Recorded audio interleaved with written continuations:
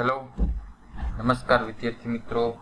આજે આપણે ટીવાય physics semester 6 ની અંદર આપણે સોલિડ સ્ટેટ્સ ફિઝિક્સની અંદર આપણે એક નવું યુનિટ શરૂ કરવાના છે, જે છે થર્મલ કંડક્ટિવિટી ઓફ સોલિડ.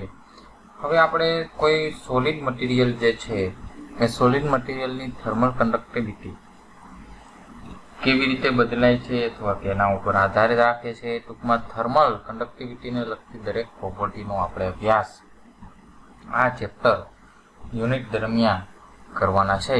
તેમાં પહેલી જ થિયરી છે, ઇમ્પોર્ટન્ટ થિયરી છે, classical theory of heat capacity. Heat capacity માટે ક્લાસિકલ થિયરી ડિરાઈવ કરવામાં આવેલી છે અને ફર્સ્ટ નામ જે છે એ ડુલોંગ એન્ડ પેટિટ લો તરીકે પણ ઓળખાય છે. બરાબર, એટલે આ થિયરી બંને રીતે પૂછાઈ શકે કે describe the classical theory of heat capacity and explain the Dulong and Pettit law. બરાબર, તો એનો દરેક બે પ્રશ્ન જે છે એનો દરેકનો આન્સર જે છે એ સેમ જ આવશે. આ થિયરી જે છે classical theory of heat capacity, એની શરૂઆત એઝેપ્શનથી થાય છે. અહીં લખેલું છે, the classical theory is based on the following assumption. એટલે કે નીચે કંઈક એઝેપ્શન લીધેલા છે, એ એઝેપ્શન ઉપરથી ક્લાસિકલ થિયરી ડેવલપ કરવામાં આવેલી છે. તો ફર્સ્ટ એઝેપ્શન જે છે એ છે solid consist of A large number of atomic particle executing simple harmonic motion about their equilibrium position. They are called atomic oscillator. Solid material જે આ છે, આપણે જાણીએ છીએ કે સોલિડ મટીરિયલ જે છે એની અંદર લાર્જ નંબર ઓફ એટમ્સ અથવા મોલેક્યુલ્સ આવેલા હોય છે, તો પાર્ટિકલ આવેલા હોય છે. Particle executing simple harmonic motion about their equilibrium. હવે આપણે જાણીએ છીએ કે લેટાઇસ, બરાબર, અથવા તો એટમ્સ અને મોલિક્યુલ્સ જે છે એ પોતાની મીન પોઝિશનની આજુબાજુ જે છે ઇક્વિલિબ્રિયમ કન્ડિશનની અંદર જે છે એ પોતાની ઓસિલેટ થતા હોય છે. ઇક્વિલિબ્રિયમ પોઝિશનની આજુબાજુ ઓસિલેટ થતા હોય છે સિમ્પલી, અને જે છે એ સિમ્પલ હાર્મોનિક મોશન જેવું સ્ટ્રક્ચર બને છે, અને એ જે સ્ટ્રક્ચર બને છે ને એટોમિક ઓસિલેટર કહેવામાં આવે છે. એક ફર્સ્ટ એઝમ્પશન આવશે. The second one is that the atomic oscillator vibrate with the same frequency, but their energies are different because they vibrate with the different amplitude. Second assumption એવું છે કે દરેક atomic oscillator જે છે vibrate with the same frequency, દરેકની frequency same હશે, but the energy are different, પણ દરેકની એનર્જી કેવી હશે? અલગ અલગ હશે. Because they vibrate with the different amplitude. કારણ કે જે વાઇબ્રેટ થતું હશે એનો એમ્પ્લિટ્યુડ જે છે એ એમ્પ્લિટ્યુડ દરેકનો કેવો હશે? અલગ અલગ હશે. ફ્રીક્વન્સી સેમ હશે, એનર્જી અલગ અલગ હશે. એનર્જી અલગ હોવા પાછળનું કારણ શું? તો કે એમ્પ્લિટ્યુડ જે છે એ વાઇબ્રેશન થવાનો એમ્પ્લિટ્યુડ, એ એમ્પ્લિટ્યુડ કેવો હશે? અલગ અલગ હશે. The third one, assumption third, is that the internal energy is largely contributed due to vibrational energy of all atomic oscillator. હવે જે ઇન્ટરનલ એનર્જી, અંદરની એનર્જી જે છે એમાં મહત્વનો ભાગ, જે ઇન્ટરનલ એનર્જી જે છે એમાં સૌથી વધારે કન્ટ્રીબ્યુશન, યોગદાન કેનું હશે? તો કે આ વાઇબ્રેશન થાય છે એના હિસાબે જે છે એનામાં ઇન્ટરનલ એનર્જી હશે. તો વાઇબ્રેશનલના એનર્જીના હિસાબે આની અંદર ઇન્ટરનલ એનર્જીનું સૌથી મોટું યોગદાન હશે. અને last and fourth one is that the total energy of the solid at a given temperature is n times the average energy. Average એનર્જીને E બાર વડે દર્શાવવામાં આવે છે ઓફ ધ ઓસિલેટર. તો કે આપેલા તાપમાને ટોટલ એનર્જી કોઈ સોલિડ મટીરિયલ હોય તો એની કેટલી હોય? તો કે એની જે એવરેજ એનર્જી જે છે E બાર એના કરતાં n ગણી હોય. ટૂંકમાં એવરેજ એનર્જીને n વડે મલ્ટીપ્લાય કરો એટલી એનર્જી હોય આપેલા તાપમાને સોલિડ માટેની ટોટલ એનર્જી. આ તો આ ચાર ફર્સ્ટ ઓફ ઓલ એઝમ્પશન હતા. નાવ theory which starts is for a single three-dimensional isotropic harmonic oscillator the total energy. માનો કે કોઈ એક પાર્ટિકલને તમે વિચારો અને 3 ડાયમેન્શનલમાં માનો કે વાઇબ્રેટ કરે છે, ત્રણે ત્રણ અક્ષિસ ઉપર એ વાઇબ્રેશનલ કરે છે, એટલે એ કેવું થાય? ઓસિલેટર તો થાય પણ 3 ડાયમેન્શનલ ઓસિલેટર જેવું થાય, હાર્મોનિક ઓસિલેટર જેવું થાય. તેની ટોટલ એનર્જી આપણે જાણીએ છીએ કે total energy is equals two kinetic energy plus potential energy p square upon twice m plus v bar. Therefore p square upon twice m plus potential energy 1/2 m omega 0 square x square, જ્યાં x જે છે એનો amplitude બતાવે, omega not is equals to frequency. બરાબર, આટલી energy એની પાસે હોય. Now the Maxwell Boltzmann distribution average energy જે છે એ કેવી રીતે લખાય? તો કે E bar is equals two integration E into e raised to minus e upon kBT d upon integration e raised to minus e upon kBT d. આવી રીતે લખાય. હવે e ની કિંમત મૂકો, જો અહીંયા કણે e છે, બરાબર, તો e ની કિંમત આપણે લાસ્ટ જે છે એ આ મેં ડિરાઈવ કરેલી છે, બરાબર છે, કે ટોટલ એનર્જી જે છે એ આ, બરાબર. તો e ની કિંમત મૂકો તો શું થાય?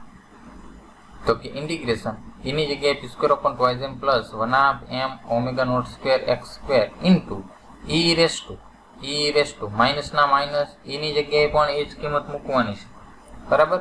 તો માઇનસ ના માઇનસ કાઉન્સમાં p square upon twice m plus 1/2 m omega not square x square upon આ kBT છે એ kBT into d divided by integration. અહીંયા પણ put the value of e, તો e raise to minus p square upon twice m plus 1/2 m omega not square x square upon kBT into d, બરાબર. હવે અહીંયા ગણે તમે જુઓ બંને જે છે એ de ઇન્ટિગ્રેશન છે, તો de ની જગ્યાએ મારા વેરિયેબલ અહીંયા ઇન્ટિગ્રેશનમાં બે છે, એક p મોમેન્ટમ અને બીજું છે x જે છે એમ્પ્લિટ્યુડ ઓફ વાઇબ્રેશન સપોઝ, બરાબર. Integration with respect to d છે, તો d બરાબર dp dx એવું લખો, dp dx. તો સિંગલ ઇન્ટિગ્રેશનમાંથી હું ડબલ ઇન્ટિગ્રેશનમાં કન્વર્ટ કરું છું, એ ડાયરેક્ટલી મેં લખેલું છે. તો કે ફર્સ્ટ ઇન્ટિગ્રેશન ઇઝ p, બીજું ઇન્ટિગ્રેશન x ની સાપેક્ષે, અને અહીંયા કણે પણ એવું જ આવશે dp dx, એવું ને એવું સેમ ને સેમ નીચે dp dx, એનું ડબલ ઇન્ટિગ્રેશન, એક integration over p and integration over x, બરાબર. બાકી વસ્તુ જે છે એ સેમ ઇટ ઇઝ, મેં કોઈ પણ પ્રકારનો ફેરફાર કરેલો નથી, બરાબર. જે ફેરફાર કરેલો છે હું તમને સમજાવું છું. જો first term is equals to same it is p square upon twice m plus 1/2 m omega not square x square. તો e રેસ ટુ જે છે એને હું બે ભાગ કરી નાખું છું, કારણ કે ભાગ પાડીને લખાય, બરાબર. તો e રેસ ટુ માઇનસ છે એટલે માઇનસ નિશાની લાગશે, બરાબર. તો minus p square upon 2m જે છે એ નીચે આવશે, 2m kBT ઇન્ટુ આ માઇનસ નિશાની અંદર લાગશે e raise two m omega not square x square upon 2m kBT, sorry ખાલી 2 જ છે એટલે 2 kBT અને dp dx, બરાબર. એવી જ રીતે અહીંયા જે છે e રેસ ટુ આખો કાઉન્સ જે છે એને હું છૂટો પાડું તો એ સેમ ટુ સેમ તમને આવું મળશે, બરાબર છે. અહીંયા સુધી કંઈ પ્રોબ્લેમ નથી. હવે therefore e bar is equals to, હવે હું આ સ્ટેપમાં હું શું કરું છે ખાસ સમજ, બરાબર છે. આ સ્ટેપમાં હું શું કરું છું એ ખાસ સમજ. હવે જો આ p square plus 1/2 m omega not square x square આ કાઉન્સ જે છે, બરાબર, મલ્ટિપલમાં છે આ બે e રેસ ટુ વાળી ટર્મ સાથે. તો પહેલા હું p square upon twice m ને ગુણાવું, બરાબર, વચ્ચે પ્લસ છે એટલે વચ્ચે પ્લસ, અને પછી આ સેકન્ડ ટર્મ સાથે ગુણો. ટૂંકમાં કાઉન્સ છૂટો પાડવું એટલે મારે અંદર ગુણાવવા પડશે e રેસ ટુ બંને વાળી જે ટર્મ છે એને, અને છેદમાં તો સેમ ટુ સેમ જ વસ્તુ આવશે, એમાં કોઈ પણ પ્રકારનો ફેરફાર. તો હું પહેલા ફર્સ્ટ જે છે એ p square upon twice m વડે ગુણાવું તો શું થાય? Integration over p integration over x p square upon twice m બાજુમાં e સ્ક્વેર વાળી બંને ટર્મ છે, e raise to minus p square upon twice m kBT into e raise to minus m omega not square x square upon 2 kBT dP dx divided by छेदनी अंदर कोई पण प्रकारनो फेरफार नथी, छेद सेम टू सेम, वच्चे प्लस छे એટલે વચ્ચે પ્લસ, આમાં પણ છેદની અંદર કાંઈ ફેરફાર નથી, છેદ સેમ ટુ સેમ. હવે મારો આની સાથે મલ્ટીપ્લાય કરાવવાનો વારો છે, તો 1/m omega not square x square into e raise two બંને ટર્મ જે છે એ સેમ ટુ સેમ, એમાં પણ કોઈ પણ પ્રકારનો ફેરફાર નથી. બરાબર, એટલે આ જે સ્ટેપ જે છે એ સ્ટેપ ક્લિયર. ટૂંકમાં કાઉન્સ જે આગળનો જે છે એને છૂટો પાડવો છે, એટલે બંને ટર્મ સાથે તમારે મલ્ટીપ્લિકેશન કરવું પડશે. હવે p વાળી ટર્મ આપણી પાસે બે ઇન્ટિગ્રેશન છે, p વાળી ટર્મ અને x વાળી ટર્મને સેપરેટ ઇન્ટિગ્રેશન આપો. બરાબર, શું કરવાનું છે, p વાળી ટર્મ અને x વાળી ટર્મ જે છે એને સેપરેટ ઇન્ટિગ્રેશન આપો. તો શું થાય, જો integration over p p² upon 2m e raise two આ p² વાળી ટર્મ છે એનું અહીંયા રાખો minus p² upon 2m kbt dp. બીજું integration x e raise to minus m omega not square x square upon 2 kbt dx upon આ બેને પણ હું છૂટા પાડી દઉં, એક x વાળું ઇન્ટિગ્રેશન એક p વાળું integration over p e raise to minus p² upon 2m kbt dp into integration x e raised to minus m omega naught square x square upon 2 kbt dx plus ના plus integration ને separate integration આપો, તો integration over p e raised to minus p² upon 2m kbt dp integration જો આમાં x વાળી term છે એટલે 1/m omega naught square x square into e raised to minus m omega square x square upon 2 kbt dx.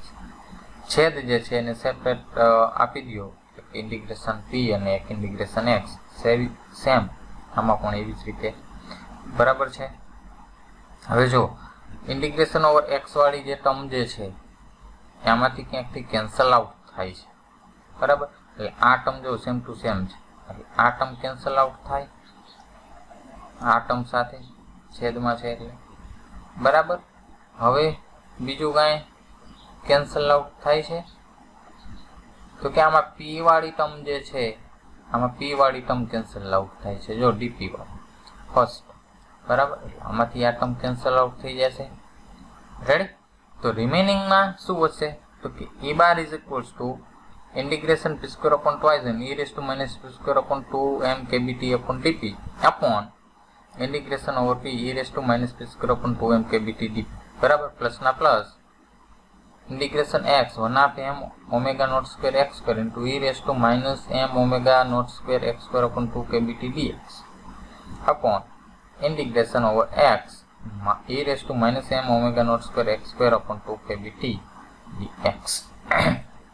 બરાબર, હવે આ integration જે છે એને આપણે સ્ટાન્ડર્ડ ઇન્ટિગ્રેશન નો ડાયરેક્ટ જે આન્સર આવે છે એ આન્સર મૂકવાનો થશે આપણે આની અંદર. બરાબર, આપણે ઇન્ટિગ્રેશન કરવાનું નથી, જે મેં તમને નોટની અંદર આપેલું છે. ફર્સ્ટ નોટ છે integration 0 to infinite u square into e raise to minus a u square du હોય તો એનો જવાબ 1/4 અંડર રૂટ પાઈના છેદમાં a ઘના. પણ અહીંયા કણે મારી પાસે એવું છે, જો માનો કે u સ્ક્વેર બરાબર હું p સ્ક્વેર લઉં, આ p સ્ક્વેર બરાબર into e raise to minus a એટલે જો અહીંયા છે p સ્ક્વેર એટલે p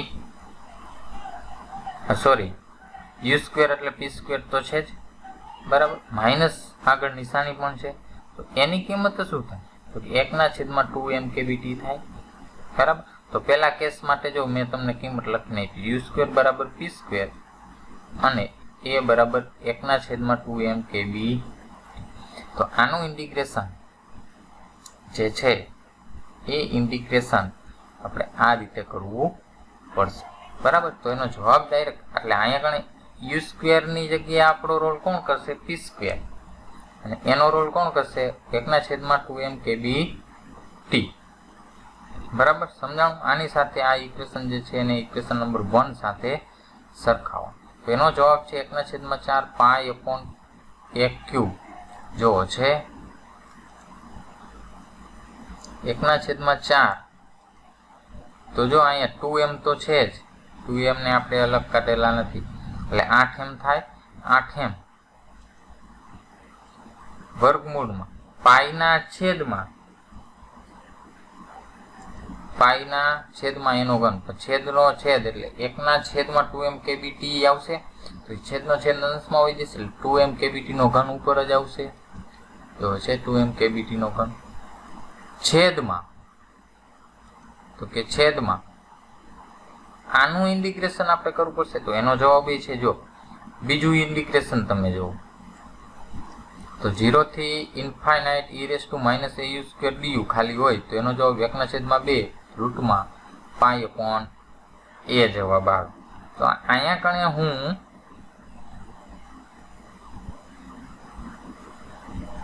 આમાં પણ એવું જ થશે, u² નો રોલ જે છે એ p² કરશે, જો માઇનસ નિશાની તો છે u² એટલે p², a એટલે 1/2m kbt, એનો જવાબ શું છે 1/2 રૂટ પાઈ અપોન a, તો એ આગળ 1/2 વર્ગમૂળ પાઈ અપોન a એટલે તો 1/2, 2m kbt ઉપર આવશે, તો પાઈ ગુણ્યા 2m kbt, બરાબર. એટલે પેલું કમ્પ્લીટ. હવે બીજું જો એટલે પ્લસ જે છે એનું ઇન્ટિગ્રેશન પણ આવી જ રીતે કરવું પડશે, પણ બીજા કેસની અંદર મેં u² અને x² એની કિંમત આપી, u² બરાબર x², જો u² બરાબર x, કારણ કે 1/2m ω02 કોન્સ્ટન્ટ હોય, બરાબર. તો e જે છે u² બરાબર x² એટલે આગળ x², બરાબર. આની સાથે સરખાવ ઇન્ટુ e⁻, તો માઇનસ નિશાની આ રહી, e⁻ છે, અને a બરાબર શું થાય, તો a બરાબર આખું લેવાનું m ω02 અપોન 2 kbt, a બરાબર આના બરાબર સમજાણું. du એટલે કે dx છે, અહીંયા કણે du હતું, તો એનો જવાબ કેટલો આવે 1/4 પાઈ અપોન a³, તો એ પણ છે 1/4. તો જુઓ 1/4, એક જ મિનિટો, બરાબર. તો x² જગ્યાએ આપણે u² લીધા છે, u² બરાબર x² છે, તો એનો જવાબ શું હોય 1/4, તો આગળ 1/2m ω02 તો છે જ, એટલે 1/4 એટલે 1/8m ω02 છે, બરાબર. પછી શું છે એનો જવાબ, તો કે વર્ગમૂળમાં પાઈ અપોન a³, તો પાઈ અપોન એટલે પાઈ ગુણ્યા અપોન a³ એટલે આ m ω02 અપોન 2 kbt t, પણ 2 kbt જે છે ઉપર જશે એટલે 2 kbt નો ઘન જે છે ઉપર લખાય, અને m ω02 જે છે એનો ઘન જે છે એ નીચે આવશે, કારણ કે છેદનો છેદ મેં ડાયરેક્ટ લખેલું છે, સમજજો, બરાબર છે, બરાબર. હવે છેદની ટર્મ કેલ્ક્યુલેટ કરો તો એમાં પણ એવું જ થશે, u² બરાબર x² લી, બરાબર. તો એનો જવાબ છે 1/2 રૂટમાં પાઈ અપોન a, તો 1/2, તો 1/2 પાઈ એટલે પાઈના પાઈ. હવે શું હતું, a જે છે તો a એટલે 2 kbt ઉપર જાય છે, બરાબર. તો આ 2 kbt અને છેદમાં m ω02, બરાબર. રેડી. હવે આ 2 જાય, 2 આયરે 4 જાય એટલે 1/4m વર્ગમૂળમાં પાઈ તો ગયા, તો 2m kbt નો ઘન છેદમાં 2m kbt આખા વર્ગમૂળમાં છે એટલે એને આખું વર્ગમૂળ આપી દીધું, પ્લસ 2 8 આયરે કેન્સલ આઉટ એટલે 1/4m ω02 under root pi 2 kbt cube upon m ω02 નો ક્યુબ મલ્ટીપ્લાય બાય આ છેદમાં છે, વર્ગમૂળમાં જ છે, બરાબર. તો અંશ અને છેદને ઇન્ટરચેન્જ કરી હું મલ્ટીપ્લિકેશનમાં ફોર્મમાં લખી શકું, તો m ω02 આ સ્ક્વેર નહીં આવે, બરાબર, divided by pi upon 2 kbt. Ready. હવે ઉડતું એટલું ઉડાડો, જો આ એક સેમ ટુ સેમ ઉઠશે એટલે સ્ક્વેર થઈ જશે, સ્ક્વેરનું રૂટ ઓફ કાઢો એટલે જે ટર્મ જે છે એ same it is 1/4m into 2m kBt plus 1/4m omega not square એ સેમ ઇટ ઇઝ. આ પાઈ પાઈ કેન્સલ, બરાબર, pi pi cancel. m omega not square cube છે, અહીંયા કણે m ઓમેગા નોટ સ્ક્વેર ખાલી ટર્મ છે એટલે અહીંયા કણે વર્ગ સ્ક્વેર બચશે. એવી જ રીતે અહીં 2 kBt નો ઘન છે, ક્યુબ છે, અહીંયા ખાલી 2 kBt છે તો અહીંયા વર્ગ બચશે. બંનેનું વર્ગ રૂટ ઓફમાં છે, વર્ગમૂળ કાઢો એટલે શું વધે 2 kBt upon m omega not square, બરાબર. હવે m ઓમેગા નોટ સ્ક્વેર અને આ m omega not square cancel out થાય, બરાબર. આ 2 કેન્સલ આઉટ થાય, 4 આવી અહીંયા 2 આ 4 આવી કેન્સલ, તો શું 1/2m આ m કેન્સલ આઉટ થાય, બરાબર. અહીંયા કણે તો કેન્સલ આઉટ જ છે એટલે શું વધે 1/2 kBt plus 1/2 kBt, 1/2 kBt plus 1/2 kBt is equals two kBt, બરાબર. ધેરફોર એવરેજ એનર્જી જે છે એવરેજ એનર્જી kBt જેટલી મને મળે છે. રેડી? આ કેની છે તો કૌંસમાં લખેલું છે 1 એટમ હાર્મોનિક ઓસિલેટર. એક એટમ માટેની હાર્મોનિક ઓસિલેટર જે છે એની એવરેજ એનર્જી આટલી થાય, બરાબર. હવે માનો કે મારી પાસે 1 ડાયમેન્શનલ 1 એટમ માટેની મારે ટોટલ એનર્જી એવરેજ એનર્જી જોતી હોય તો માનો કે આ મેં એક જ એટમની કેલ્ક્યુલેટ કરી, તો માનો કે મારી પાસે n જેટલા એટમ હોય, બરાબર. અને n જેટલા એટમ જે છે એ ત્રણ ડિરેક્શનની અંદર માનો કે 3 ડિરેક્શનની અંદર ઓસિલેટ કરતા હોય તો જો હવે આવું થશે. આ એક એટમ જે છે, બરાબર, એક એટમ x y અને z ડિરેક્શનમાં મોશન કરે છે. હવે એક એટમ કોઈ પણ એક ડિરેક્શનમાં મોશન કરે તો આ એક ઓસિલેટર કહેવાય. માનો કે હવે n પાર્ટિકલ જે છે 3 ડાયમેન્શનલમાં મોશન કરે છે, ત્રણમાં ઓસિલેટ કરે છે, તો એને એક એટમ લઈને આપણે સમજીએ. જો આ એક એટમ ઓસિલેટર કહેવાય, આમાંય ઓસિલેટ કરે છે એટલે આને બીજું ઓસિલેટર કહેવાય, આને ત્રીજું ઓસિલેટર કહેવાય z ડિરેક્શન. તો માનો કે મારી પાસે ટોટલ એટમ જે છે એ n હોય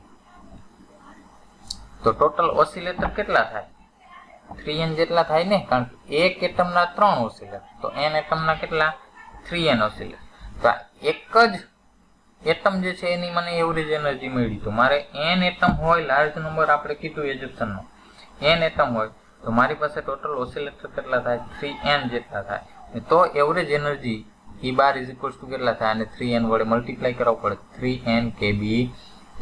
હવે CV જે છે સ્પેસિફિક હીટ એનું ઇઝ ઇક્વલ્સ ટુ આપેલું છે del E upon del T. Energy average energy જે છે એનું t ની સાપેક્ષે ડિફરન્શિએશન, આનું t ની સાપેક્ષે ડિફરન્શિએશન કરો તો 3n kBt કોન્સ્ટન્ટ, t નું t ની સાપેક્ષે 1, એનો જવાબ આવે 3n kB. CMV જે છે is equals two 3na kB એવું લખાય અને 3na kB બરાબર 3r પણ લખાય, બરાબર. શું લખાય 3r, જ્યાં na is equals two Avogadro number આપેલા છે, જ્યાં અહીંયા na જે છે એ શું છે એવોગેડ્રો નંબર છે, અહીંયા n જે છે એ પણ એવોગેડ્રો નંબર તરીકે પણ કન્સિડરેશન થાય છે, બરાબર. ટૂંકમાં CB જે છે અથવા CMV જે છે 3r જેટલું થાય, બરાબર. The heat capacity is found to be a constant. R જે છે એ કોન્સ્ટન્ટ હોય એટલે હીટ કેપેસિટી જે છે એ કોઈ પણ સબસ્ટન્સની જે છે એ કેવી હોય કોન્સ્ટન્ટ હોય, ઇન્ડિપેન્ડન્ટ ઓફ ટેમ્પરેચર એટલે કે ટેમ્પરેચર ઉપર આધાર રાખતું. જો આમાં ક્યાંય temperature this is Dulong and Petit law એટલે કે આ જે છે એને શું કહેવાય ડુલોંગ પેટિટ લો કહેવામાં આવે છે, બરાબર. This result is certainly in agreement with experimental value at high temperature. આ જે રિઝલ્ટ આપણને મળે છે એ રિઝલ્ટ હાઈ ટેમ્પરેચરે એક્સપેરિમેન્ટના જે રિઝલ્ટ જે છે એની સાથે તો કંઈક મેચ થાય છે, but at the low value of C decrease as T decreases. બરાબર, but the actual value of CV decrease as the T decrease. પણ actualમાં શું થાય છે, CV ની જે છે એ વેલ્યુ તો કે ડિક્રીઝ થાય છે, T ડિક્રીઝ થાય તો CV પણ ડિક્રીઝ થાય. પણ આમાં જો CV માં ક્યાંય T સાથે રિલેશન જ નથી એટલે એ બરોબર કહેવાય નહીં. And in fact vanish certainly at T tends to 0 Kelvin. અને માનો કે T જે છે 0 કેલ્વિન પહોંચે તો શું થઈ જાય છે, એ વેનિશ થઈ જાય છે, CV વેનિશ થઈ જાય છે. This discrepancy between theory and experiment એટલે કે આ જે મિસઅન્ડરસ્ટેન્ડિંગ જે છે એક્સપેરિમેન્ટલ રિઝલ્ટ અને થિયરીના રિઝલ્ટની was one of the outstanding paradox એટલે એક આ પ્રકારનું વિરોધાભાસ હતું in the physics until 1905 ત્યાં સુધી 1905 સુધી જે છે એક આ વિરોધાભાસ હતું થિયરી અને પ્રેક્ટિકલી એક્સપેરિમેન્ટ રિઝલ્ટ પછી when it was resolved by Einstein. અને આ જે છે એક વેરી જે છે વિરોધાભાસ એ આઇન્સ્ટાઈને રિઝોલ્વ કરી એટલે કે ઓછી કરી અથવા તો વધારે સારું રિઝલ્ટ આપ્યું when he used quantum mechanics. જ્યારે એને ક્વોન્ટમ મિકેનિક્સનો ઉપયોગ કર્યો ત્યારે આ જે છે ક્વેરી જે છે એને આપણે રિઝોલ્વ કરીશું. બરાબર છે, તો આ લેક્ચર દરમિયાન આપણે આટલું